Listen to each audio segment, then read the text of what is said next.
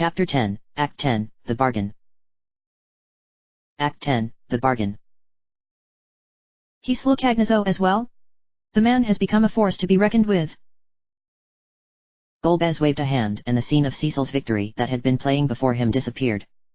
It was not even Cecil that was the entire issue, what bothered him more was that he had gathered strong comrades to his side as well, and they were undyingly loyal to him.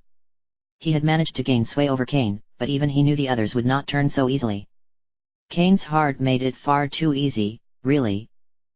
There was years of resentment he could toy with there. My lord, with regards to the final crystal. Cain interrupted his thoughts. Golbez woke from his reverie and nodded slowly. Yes. I am aware of the situation. The complications are most troublesome. Cain smirked as he leaned back against the wall next to Rosa. She was staring at him, willing him to look at her, but he decided not to give her the satisfaction, for now. That could all wait until later, after he had Cecil's head before her. What if you were to have Cecil retrieve it for you? Cain asked casually. Rosa let out a little gasp. Golbez turned to Cain, intrigued. He decided to let Cain entertain him with this idea. Cecil. He cannot refuse, Cain explained, shrugging. We hold Rosa. We could offer in exchange, the earth crystal for her life. Golbez chuckled a bit, rather amused that his idiotic puppet could think up a plot like this. Why not add a little intrigue to the game? Things were going a little too easily anyway. It was time for some fun. Indeed. And when he brings it to us, we can finish him then. Very well.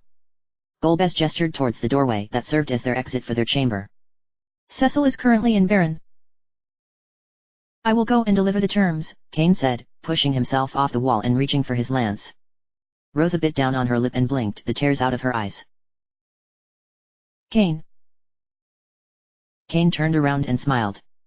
I am more than Cecil will ever be. You'll see that soon enough. With that, he turned and walked out of the chamber. Golbez laughed and turned to follow him. Golbez! Rosa cried. What did you do to Cain? That's not him. Rosa, is it? Golbez asked, pushing a button so that the doors to the exit slid open. I merely have encouraged Cain to follow his heart.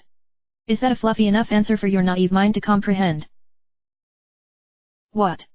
Rosa snapped. How dare you mock me, just because I have faith in my friends?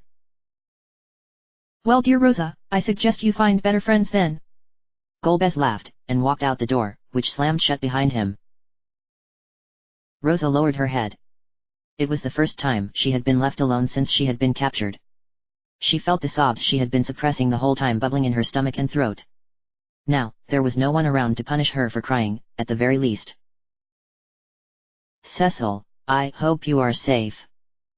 Please, don't fall for Cain's trap. Forget about me, save the final crystal.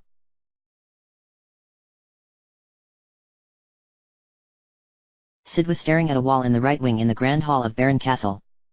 They had been standing there for 5 minutes now, and Tello was getting visibly more agitated. Cecil, who still felt numb from what had just transpired, focused instead on the voices that were starting to fill Baron's halls again. Sid had explained to them that most of the castle's inhabitants, including himself, had been locked in an underground dungeon that no one had even known existed, save for Bigan. Bigan had been their jailkeeper, and in an argument with Sid had accidentally revealed that the King Baron sitting on the throne was a phony and that the real king was dead.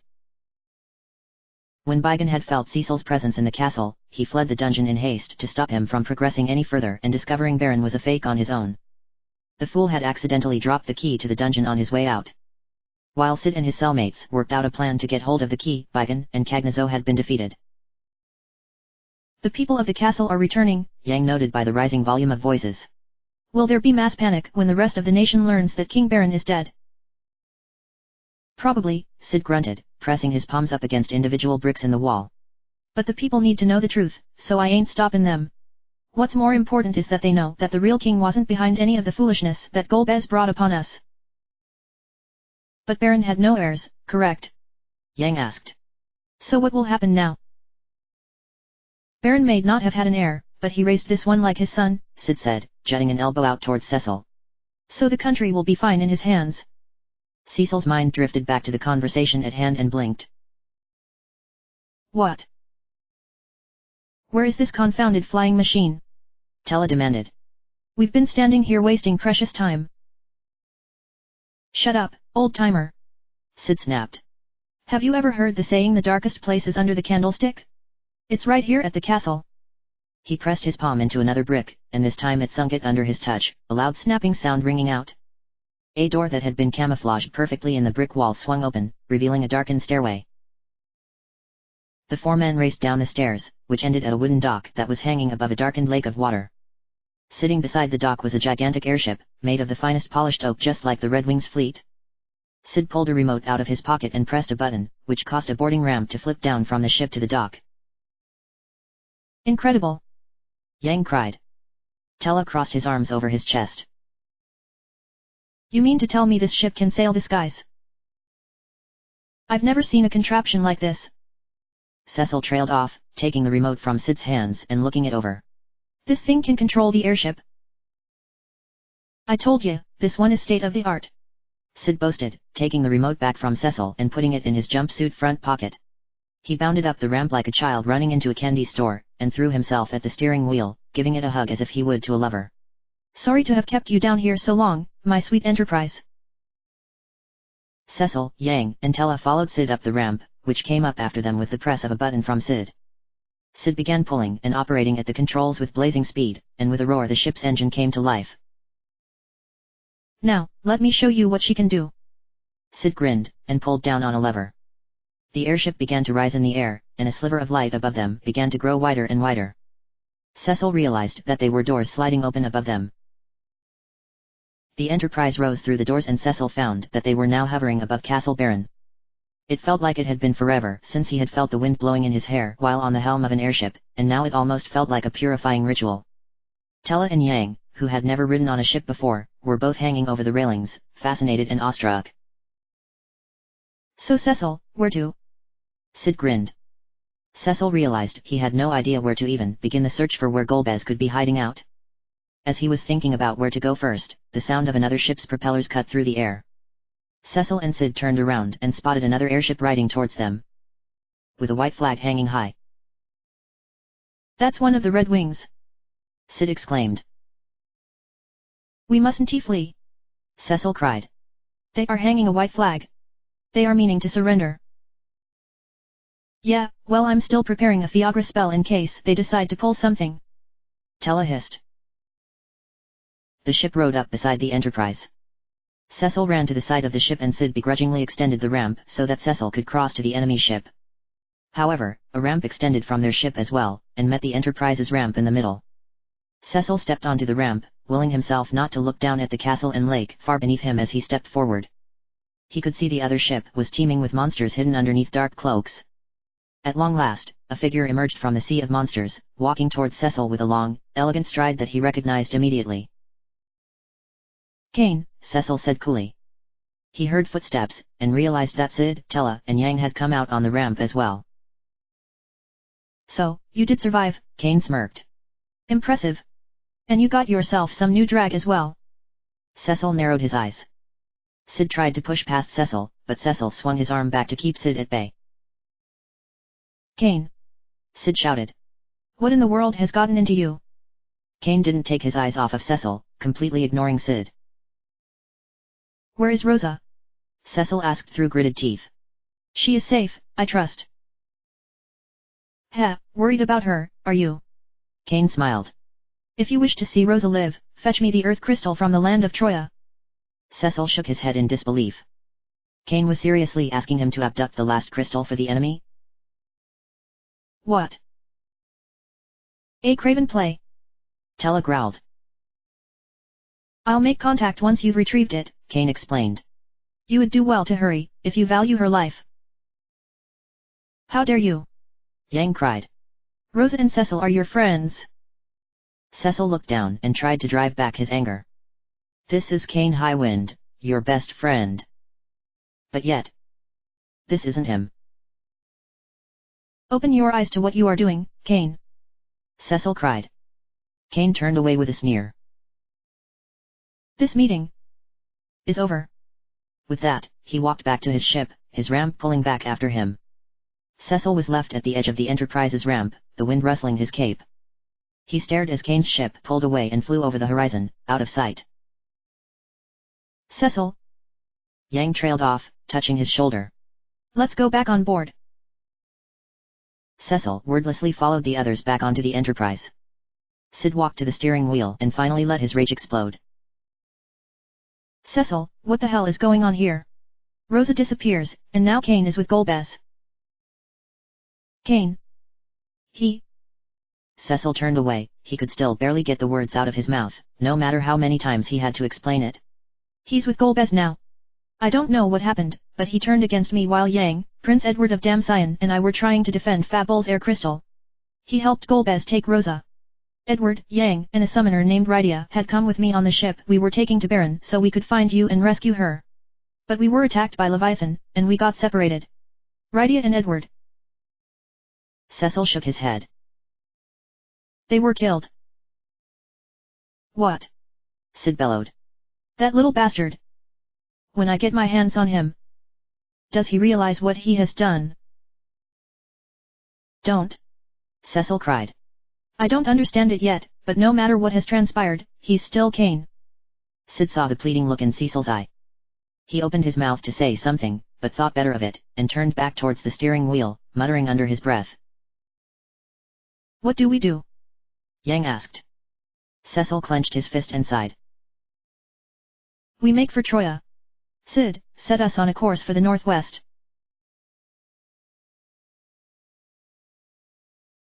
All Cecil could do was stare at the clouds as they rushed by the Enterprise.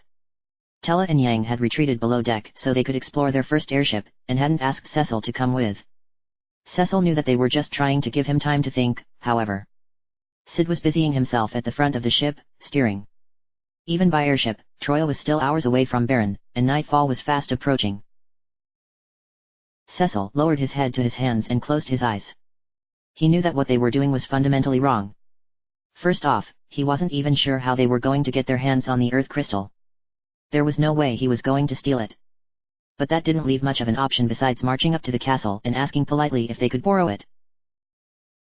Secondly, even if he got his hands on the crystal, would he really be able to just go to Golbez and hand it over? The Earth crystal was the last crystal Golbez had yet to obtain. Once he had all four, what would happen next? No one actually knew what would happen once that occurred, and he certainly didn't want to find out. But the elder in Mysidia had made it sound like it would be a world-class disaster. And, could he really trust Kane to lead them to Rosa once they got the crystal? No one else seemed to think so. He bitterly thought back to Palem's lecture about him being too trusting after defeating Bigon. What the hell am I doing? Palem and Porum didn't give their lives for us to help Golbez.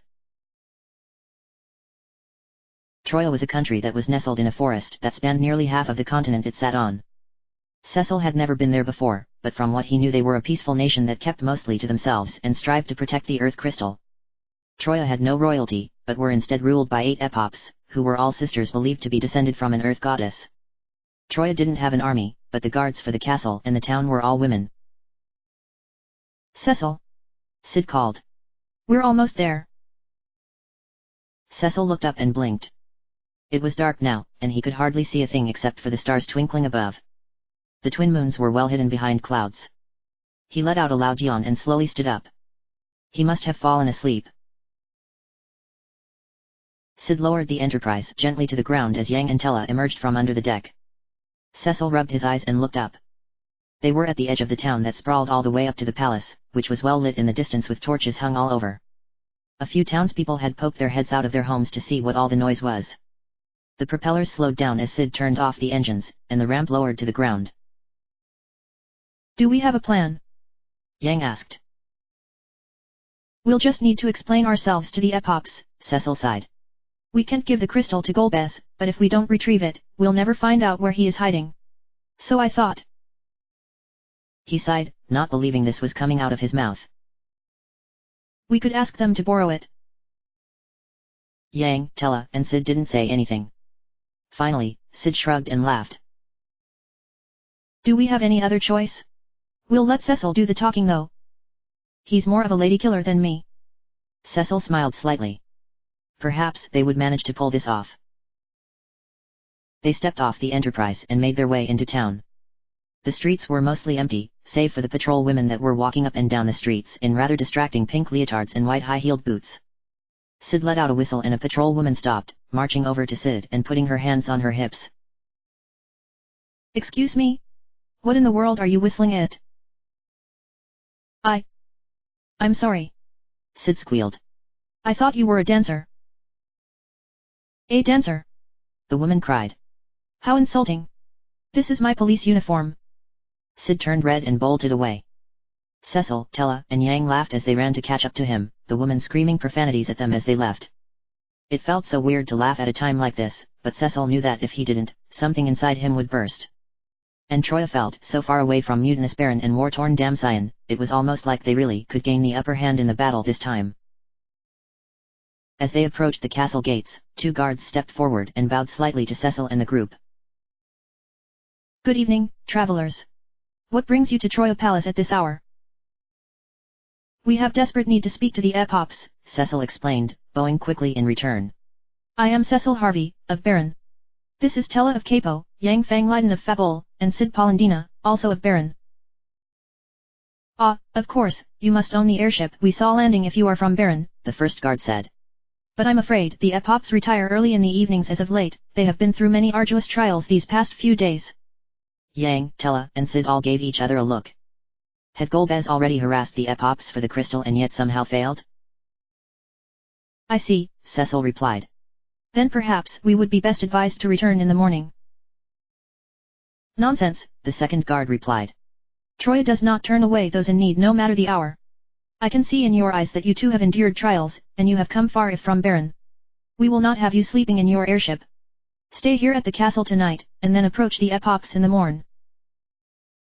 If any of your men require aid, we have an infirmary staffed with the best doctors in the West," the first guard offered. "But please be warned that we are housing a very sick young man there, and he cannot be disturbed." "Thank you," Cecil replied, bowing again. "Enter the Grand Hall, a guard there will bring you to a place you can stay," the second guard said. They stepped aside and Cecil and the others entered the castle, the doors closing behind them. They found themselves in a long, open-air hall that was flanked on both sides by tall, marble columns. Outside the columns, Cecil could see little waterfalls pouring into the moat below that surrounded the castle. Lily pads drifted in the water and occasionally became landing spots for frogs leaping between them. Fireflies floated about in the air, flitting in and out between columns as the men walked forward.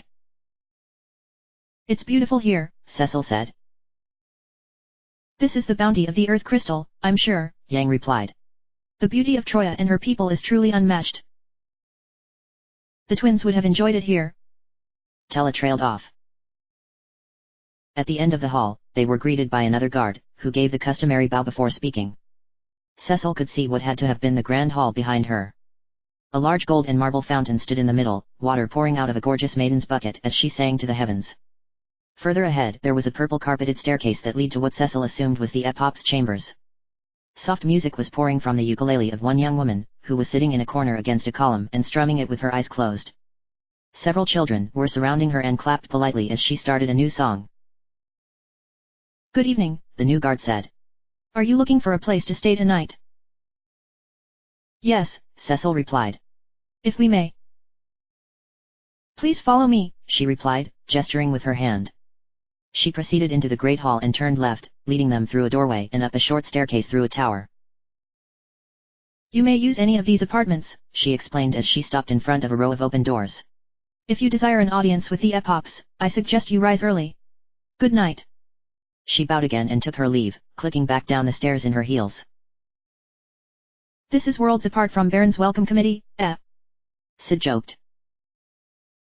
"We had best get some rest," Cecil sighed. "Who knows what is going to happen tomorrow?" "Cecil is right, we must be on our guard," Yang said. "Let's meet in the Grand Hall tomorrow morning." Each of the men took a separate room, 4 doors closing nearly in unison. Cecil kicked off his boots and didn't even bother taking in the new scenery before collapsing on the bed that was positioned by the window, just like in his room in Baron. A clock ticked quietly from the wall behind him. "Tomorrow, we must try to obtain the Earth Crystal," Cecil thought. "And after that?" Kane said he would make contact. Is Golbez somehow watching us? Cecil closed his eyes, but sleep wouldn't come.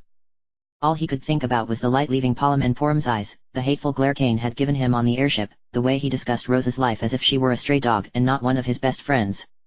When Cecil became a paladin, he thought everything would have become so much easier.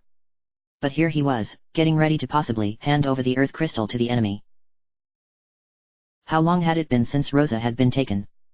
Cecil had lost track of the time that had passed after he washed up on the shores of Mysidia. Was she really safe, or was Kane bluffing just to get the crystal? Was she thinking of him? Or worse, thinking that he had forgotten her? And what was going to happen to Baron now that the king was dead?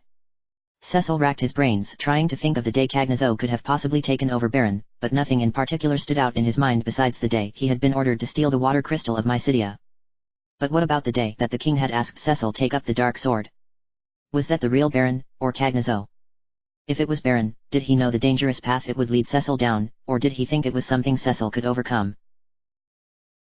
I can't do this. Cecil's brain raged. I can't possibly go back in time and question every single little thing King Baron did for me or ordered me to do as captain of the Red Wings. I can't disrespect his memory like that. I know I'm supposed to let go of the past. But it's hard when we might not have a future. Cecil slammed his fist against his pillow and clenched his eyes shut, trying to push away any traces of a thought.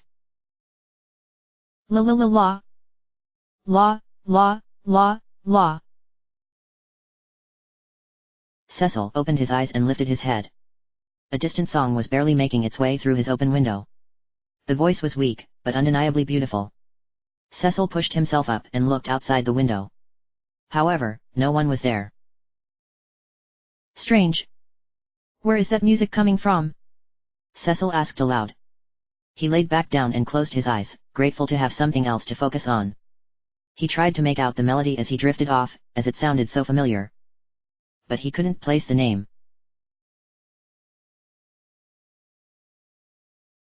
Did you hear someone singing last night? Cecil asked Yang as he approached him in the Great Hall. Cecil had been the last to rise, and the others were waiting for him by the Maiden Fountain. A guard was explaining to Tella and Sid that the maiden was actually Gaia, the goddess of earth that many ancient Trojans believed founded their kingdom. No, I heard nothing, Yang replied. But I fell asleep pretty quickly. Who was singing? I couldn't tell, Cecil said, shrugging. Probably one of the many women running around here. Yes, seeing all these beauties just makes me think of Sheila. Yang chuckled. She would be the belle of the ball here. Cecil raised his eyebrows. You're finally awake, Tella said. Come, the Epops are awaiting us. They approached the violet stairway that led to the Epops chambers. The two guards stepped aside and opened the chamber doors, but gave warnings as they passed. Be respectful to the Epops. They will not tolerate foolery. Inside, 8 women, all dressed in rich indigo halter gowns, were gathered in a circle, chattering quietly. They all had brown hair that was pulled up in an elegant bun, with delicate gold tiaras resting above their foreheads. Cecil wasn't sure, but they looked as if they could have been octuplets. They were all nearly identical and all equally beautiful. They paused when they entered the room, and Cecil and the others quickly bowed down before them. Rise, travelers, one of them said, and Cecil stood up. What is it that you need? Cecil had rehearsed this in his head over and over since he had awoken. We have need of the Earth Crystal, Cecil began. You see, our friend.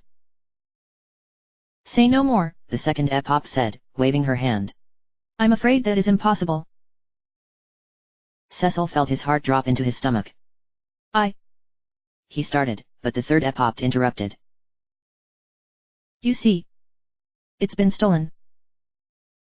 What? Sid asked. Stolen. Indeed. The fourth Epop cried, fanning herself as if just the thought of it all made her ill. By a dark elf, no less. There is a dark elf that lives on the island east of here, the fifth Epop explained. We're not sure why, but he snuck into the castle one night and stole the Earth Crystal. We have no army to go after him, and those who have already attempted have been foiled by the magical field he has put up in the lodestone cavern he lives in. What kind of magical field? Cecil asked. A magnetic one, that makes it impossible to use any metal armor or weapons to do battle, the sixth epop jumped in. If you attempt to go into the lodestone cavern with metal of any sort, you become paralyzed. Perhaps if you were adept in magic you would be okay going through the cave. But the dark elf is fierce, and he has taken guard against his only weakness. Even a wizard would have difficulties defeating him. If you got the crystal back for us, perhaps we would let you borrow it, the seventh epop said. But you could only borrow, not keep. We'll do everything we can, Yang promised. Don't worry. Come back here once you've obtained the crystal, the eighth epop said. But before you go, perhaps you should visit our infirmary and speak to the man there. He seemed to know of the dark elf when the incident occurred. Thank you, we'll do that, Cecil nodded, and bowed again. Thank you, we'll be back soon, with the crystal. After exiting the epop's chambers, Sid sighed in exasperation. No wonder Golbez didn't want to bother. What a pain in the ass. We'll figure something out, Cecil said. We really have no choice, right? Maybe we should go visit the infirmary, Tella said. We need any info about this dark elf that we can get. Yang left to get directions from a guardswoman on how to find the infirmary. It turned out to be underneath the tower they had slept in the night before. Cecil slowly pushed the door open, and was greeted by a man and a woman, dressed in white robes. What can we do for you? The woman whispered. We need to see the patient staying here, Cecil replied back, not really sure why they were whispering. It's urgent. Oh no, he couldn't possibly see anyone, the man replied. I'm his nurse, and his condition is not. And I'm his doctor, the woman added. He can barely move, let alone talk. Is someone there? A weak voice asked. They want to see me. Your Highness. The woman trailed off. Please. Let them come in. The voice pleaded. That voice is familiar. Cecil blinked. That was the person singing last night. The nurse sighed and shook his head. All right, you can come in. They stepped inside the infirmary, and the nurse closed the door behind them. The doctor led them around the corner to a room filled with several beds. However, only one of them was occupied. Prince Edward, please do not spend long talking, the doctor said. It is imperative that you get your rest. Cecil gasped. Prince Edward? A small figure was huddled underneath a thick white blanket, flaxen hair spilled out over the pillows. As Cecil approached, the figure pulled down the blanket slowly, revealing a gaunt, pale complexion with red circles under his eyes. He coughed a bit and slowly pulled himself up. He was wearing nothing but white bedclothes, and his skinny arms were covered in dark black and blue bruises. Cecil couldn't believe his eyes, it really was Edward. Edward! Cecil cried. It was your voice I heard last night. Edward smiled weakly and tried to sit up more. His nurse ran to his side and quickly pulled up a pillow so he had support. Cecil? So you survived, too. You cannot know how much I've worried. I must fight by your side again. Fight? Ha! Tella snorted, shaking his head. Fight to stay on your feet, perhaps. Don't be a fool. You need to rest and recover. He pushed forward and gave Edward a long, hard stare. Edward smiled more. Tella. So you are well then, too. Thank goodness. Please accept my apologies for what happened to Anna.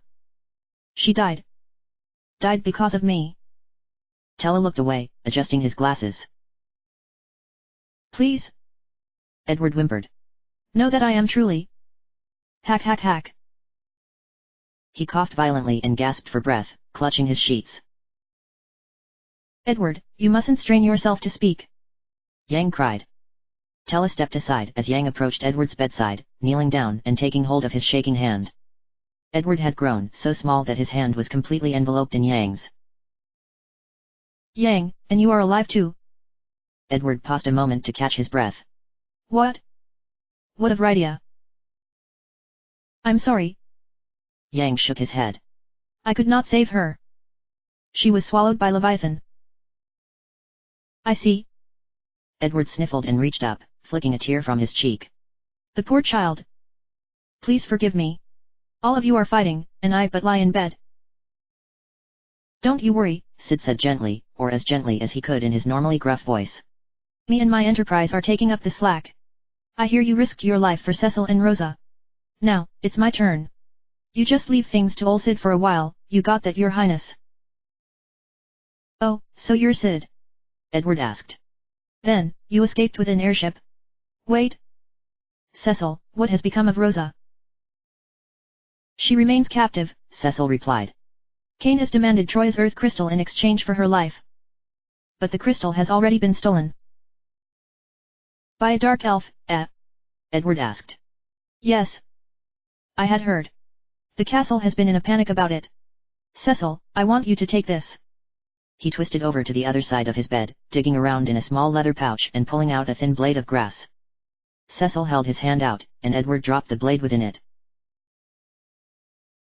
What is this? Cecil blinked. The only way that I can accompany you now, Edward said softly. Please, carry it with you. Cecil nodded and tucked it underneath his breastplate. Edward moaned and collapsed against his pillows, gasping again and closing his eyes.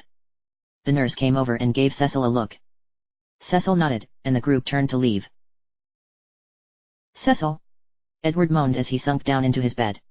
You must save Rosa.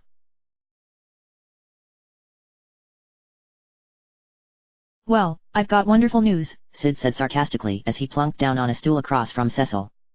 They were sitting at the King's Pub in Troya, trying to gather information on where the Lodestone Cavern was located. Cecil took a sip of his ale and gestured for Sid to go on. We can't reach the island the Lodestone Cavern is on by airship, Sid said. The entire island is covered by mountains and forests. There will be no way we can land. So how are we supposed to get there? Tella asked. By something called a black chocobo, Sid said. It's a rare breed of chocobo that is nearly extinct. Apparently they can fly short distances. They only live in this region, however. Are there any of those in town? Cecil asked. The ones they have in town can't fly anymore, Sid said. We're going to have to catch our own in the forest north of here. From there, we can fly east to the cavern. Let's prepare to leave right away, Yang said. I'll go to a sundries shop and get some shell greens. I have a feeling we're going to need them to lure chocobos. I'll go find a weapon that's not a sword, Cecil frowned, standing up. I guess I could use a bow. Although it's been years since I've practiced. Ah yes, your lessons with Rosa never went very well, did they? Sid laughed. Cecil smiled some. Rosa would get so frustrated with Cecil, but the only reason why he had asked her to teach him was because he wanted an excuse to get closer to her. If she were here now, she'd laugh in his face teasingly. Let's meet at the airship in 15 minutes, Sid said. We'll drop off our metal armor and weapons and then head for the chocobo forest. Cecil left the pub and walked across the way to the weapon shop he had seen earlier. He was so relieved to find Edward alive, but that still left Rydia, and Yang had seen her get swallowed by the beast that attacked them with his own eyes. He knew there was no way anyone could survive something like that. He decided that once everything was settled with Rosa and they brought the Earth Crystal back to Troya, he would travel to Mist and erect a marker in Rydia's honor, next to her mother. But first, they had to defeat the Dark Elf and survive Cain's next friendly drop. End of chapter. Chapter end.